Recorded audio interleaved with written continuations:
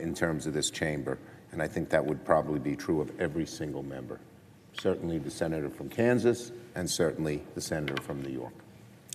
Now, Mr. President, on July the 30th, 1778, the Continental Congress passed unanimously the following resolution: resolved that it is the duty of all persons in the service of the United States to give the earliest information to Congress or other proper authority of any misconduct, frauds, or misdemeanors committed by any officers or persons in the service of these states, unquote. That's in the Continental Congress before our nation was even formed.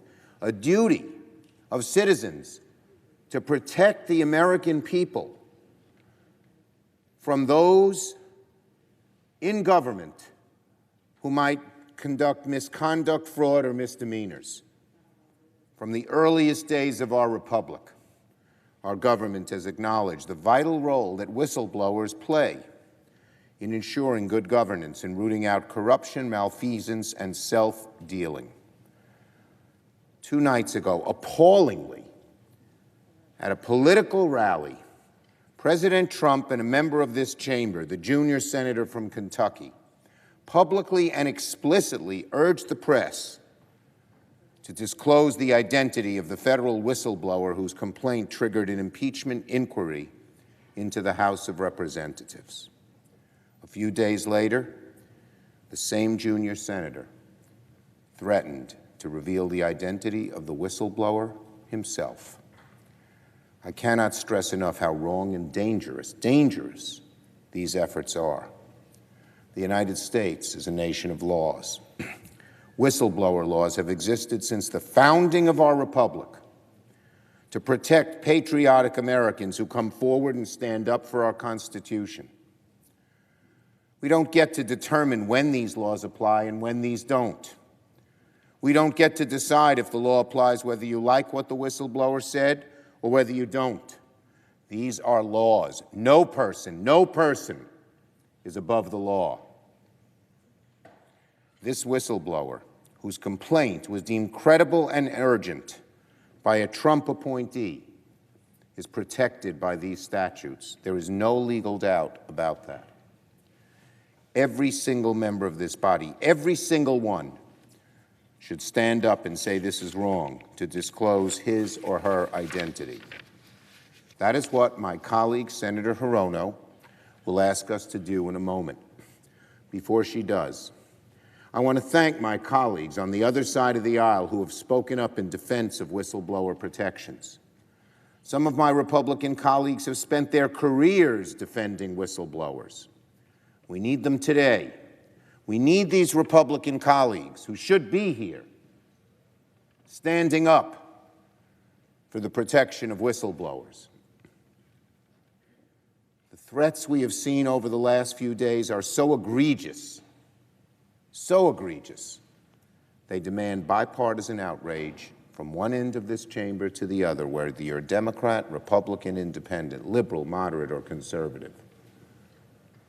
What's happening here is another erosion of the values of this republic for political expediency. Exposing the whistleblower's identity would endanger the health and safety of them and their families. It would also be a chilling message to future patriots that they do their duty to report wrongdoing at the risk of exposure, retaliation, and retribution. Why don't we see a single other Republican to stand up in favor of this here today? We should. But let us send a message today that the Senate reaffirms our nation's longstanding tradition of defending whistleblowers. I urge every single member of the Senate to support it and recognize somebody who has been valiant in this fight to protect the duty enshrined by the Continental Congress and the Constitution, my good friend, the senator from Hawaii. Mr. President. Senator from Hawaii. Mr. President, if you work for the federal government, you work for the people. You have a duty by law to come forward to report misconduct, fraud, misdemeanors, and other crimes going on in government. This duty has been on the books since 1778. Why? Because people working in government are in a pretty good position to see when something is not right in their workplace. We want a government that is doing right by us. It's not easy for whistleblowers to come forward to report wrongdoing in government. That's why we have laws that protect a whistleblower from intimidation, discrimination, and retaliation, and laws that protect their identity. So on August 12th, a whistleblower, and we don't know whether it was a man or woman, so for ease of reference, I'll refer to the whistleblower as she. She came forward, as the law required, to file a complaint with the Inspector General of the intelligence community. The complaint alleged that the president was, quote, using the power of his office to solicit interference from a foreign country in the 2020 US election, end quote. The Inspector General, also as required, determined that the complaint was credible and involved an urgent concern. The House, on learning of the whistleblower's complaint, began to ask questions. And what did the House investigations uncover? That the whistleblower's complaint was right.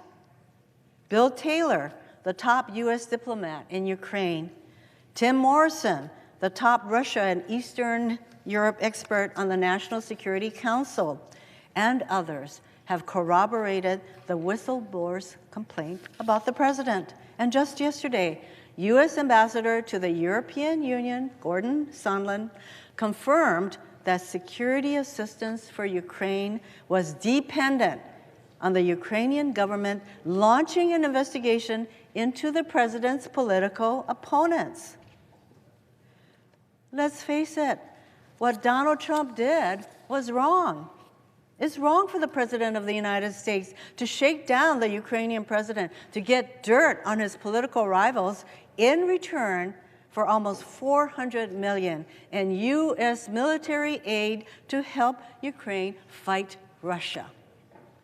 Faced with growing evidence of Donald Trump's wrongdoing, what happens? What happens is the president and his minions attack the whistleblower, suggesting that she was spying and guilty of treason. Donald Trump has threatened the whistleblower with, quote, big consequences, capital B, capital C, and put her safety at risk with comments such as, quote, I do not know why a person that defrauds the American public should be protected, end quote. And guess what? He wasn't talking about himself. Donald Trump's devoted right-wing allies have been quick to echo and amplify the president's attacks. And the whistleblower's own attorney warned Acting Director of National Intelligence, Joseph McGuire, that the president's threats are compromising her personal safety. Just last Sunday, Donald Trump said, quote, there have been stories written about a certain individual, a male, and they say he's the whistleblower. If it's him, you guys ought to release the information, end quote. House Minority Leader Kevin McCarthy also insisted that the whistleblower, quote, should come before the committee. He needs to answer the questions, end quote. While speaking at a Trump campaign rally, my colleague from Kentucky, who has joined me on the floor today, demanded that the media print the name of the whistleblower. And Representative Jim Jordan, one of Donald Trump's fiercest allies, dismissed the whistleblower as biased and called for her identity to be made public. With his attacks on the whistleblower, Donald Trump has made clear that he will use the full power of his office to bully, intimidate, and threaten anyone who dares to stand up to him or speak out against him. Can you imagine what a young career Foreign Service officer at the State Department might do after seeing the president tell the world that whistleblowers are spies who defraud our government? Do you think that person would risk destroying her career and suffering the wrath of Donald Trump and his fiercest allies and supporters by reporting the president's misconduct? How about a career employee at the Department of Defense who sees the military aid is being held up to pressure a foreign government to help the President of the United States win re-election? Do you think that Defense Department employee would risk being accused of betraying our country and acting as a spy? Let's be clear here. The real purpose of these attacks is to scare anyone else who may be thinking of coming forward to stay silent. We see the president time and time again through tweets, in interviews, at his rallies, openly attacking anyone who questions or disagrees with him. The chilling effect of what the president is doing cannot be overstated. It totally undercuts our whistleblower laws. These are not normal times. In normal times, we would be protecting whistleblowers. That's what this resolution does. The resolution I'm presenting affirms that if Congress expects public servants to report misconduct, we have a corresponding duty to protect their identity and safeguard them from retaliation, from threats. The whistleblower has done her duty. Now we need to do ours. Mr. President, as if in legislative session, I ask unanimous consent the Senate proceed to the immediate consideration of S-Res 408, introduced earlier today, that the resolution be agreed to, the preamble be agreed to, and the motions to reconsider be considered made and laid upon the table with no intervening action or debate.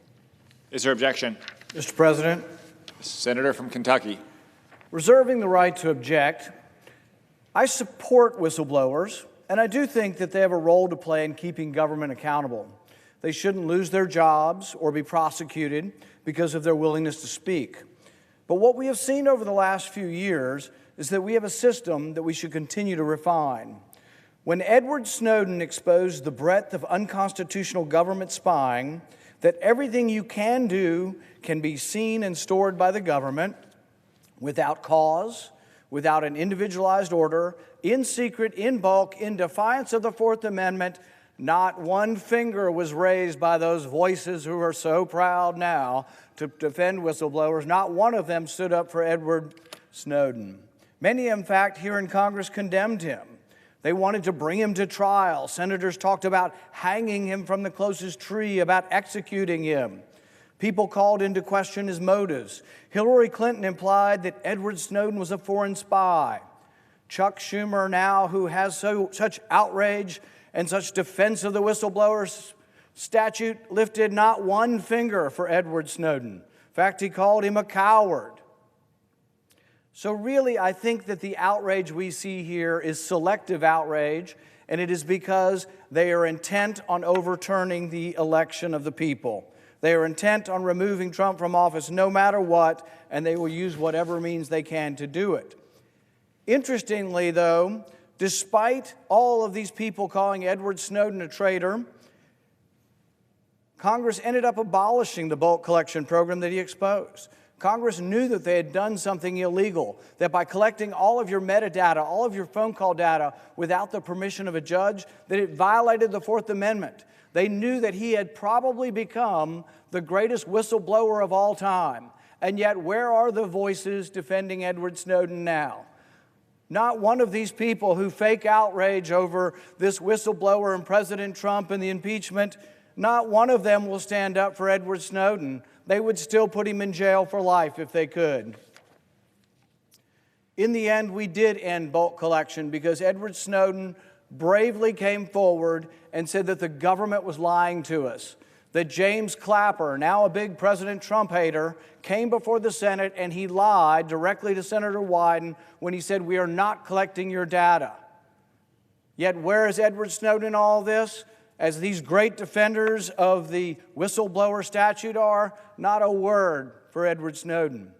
Snowden himself said that he didn't have adequate protection to bring his claims internally because he was a government contractor and not an employee and not subject to the whistleblower statute. Subsequently, Congress fixed that. Now contractors in the intelligence community can make whistleblower claims. I agree with that. There are also now protections for some other contractors. We should extend and expand the protection, and we should make this protection retroactive to account for people like Snowden. So the bill I will introduce today will expand the Whistleblower Act, would be made retroactive so Edward Snowden could come home to live in his own country. All he did was expose that his government was not obeying the Constitution. If the fake outrage here is really towards whistleblowing, why don't we make it retroactive and defend the most famous whistleblower of all time? That's what my bill would do. While Snowden's disclosures were in defense of the Fourth Amendment, the Sixth Amendment guarantees an individual the right to face their accuser. Yet the House of Representatives has been conducting a secret impeachment inquiry based on secret claims made by a secret whistleblower. My bill would make clear that the Sixth Amendment is not superseded by statutes, and that the president should be afforded the same rights that we all should, to understand the nature of the allegations brought against them and to face their accuser. This is in the Sixth Amendment. So for all the caterwauling about whistleblower statutes, there is a high law of the land. It is the Constitution. It is the Bill of Rights. And the Sixth Amendment says if you're accused of a crime, you get to face your accuser.